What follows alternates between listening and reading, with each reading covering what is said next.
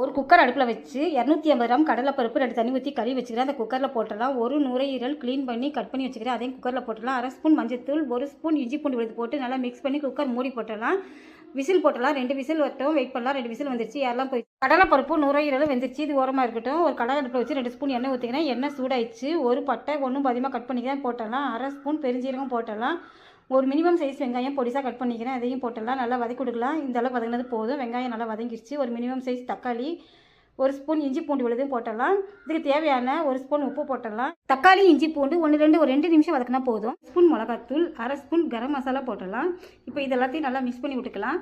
மிளகாத்தூள் பச்சை வாசனை பொருளுக்கு ஒரு 2 நிமிஷம் வதக்கி விட்டுக்கோங்க. பச்சை வாசனை போயிடுச்சு. நம்ம வேக வச்ச கடலைப்பருப்பு நுரையீரலையும் ஊற்றிடலாம். இப்போ உப்பு வரப்பு கரெக்டாக தான் செக் பண்ணிவிட்டு மூடி போட்டு மூடி வச்சிடலாம். நுரையீரல் கிரேவி ரெடி ஆயிடுச்சு. ஒரு முறை செஞ்சு பாருங்கள், டேஸ்ட் ரொம்ப அருமையாக இருக்கும். இந்த வீடியோ பிடிச்சிருந்தா உங்கள் ஃப்ரெண்ட்ஸ் ரிலேட்டிவ் எல்லாத்துக்கும் நிறைய ஷேர் பண்ணி லைக் பண்ணுங்கள். நம்ம பேஜை மறக்காமல் சப்ஸ்கிரைப் பண்ணி வைங்க. இன்னொரு நல்ல வீடியோவில் சந்திக்கலாம். பாய்.